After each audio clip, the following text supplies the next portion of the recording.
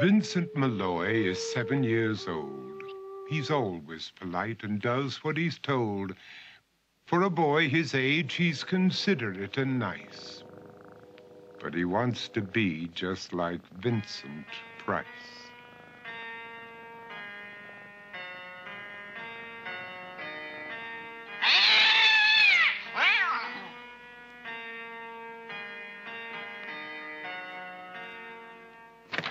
He doesn't mind living with his sister, dog, and cats, though he'd rather share a home with spiders and bats.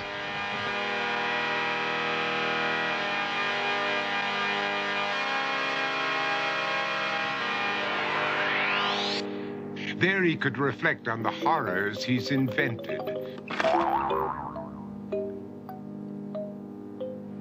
and wander dark hallways alone and tormented.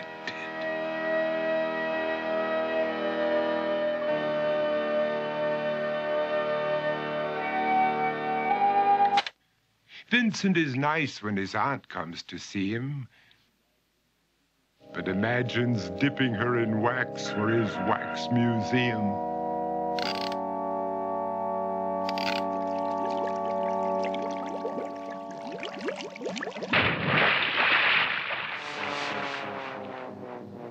He likes to experiment on his dog, Abercrombie, in the hopes of creating a horrible zombie. So he and his horrible zombie dog could go searching for victims in the London fog. His thoughts, though, aren't only of ghoulish crime. He likes to paint and read to pass some of the time. While other kids read books like Go, Jane, Go, Vincent's favorite author is Edgar Allan Poe. One night, while reading a gruesome tale, he read a passage that made him turn pale. Such horrible news he could not survive, for his beautiful wife had been buried alive.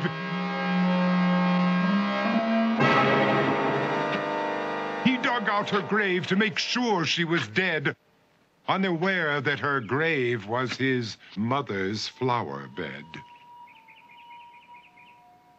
His mother sent Vincent off to his room. He knew he'd been banished to the Tower of Doom, where he was sentenced to spend the rest of his life alone with the portrait of his beautiful wife. While alone and insane, encased in his tomb, Vincent's mother burst suddenly into the room. She said, "If you want to, you can go out and play. It's sunny outside and a beautiful day."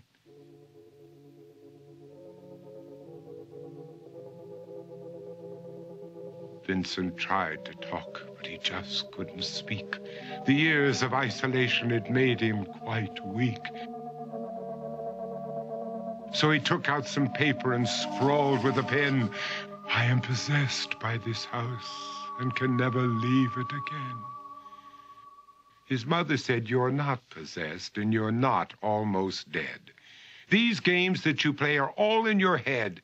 You're not Vincent Price, you're Vincent Malloy. You're not tormented or insane, you're just a young boy. You're 7 years old and you are my son. I want you to get outside and have some real fun." Her anger now spent, she walked out through the hall. And while Vincent backed slowly against the wall, the room started to sway, to shiver and creak. His horrid insanity had reached its peak. He saw Abercrombie, his zombie slave, and heard his wife call from beyond the grave. She spoke from her coffin and made ghoulish demands, while through cracking walls reached skeleton hands. Every horror in his life that had crept through his dreams swept his mad laughter to terrified screams. To escape the madness, he reached for the door, but fell limp and lifeless down on the floor. His voice was soft and very slow as he quoted The Raven from Edgar Allan Poe. And my soul from out that shadow that lies floating on the floor shall be lifted nevermore.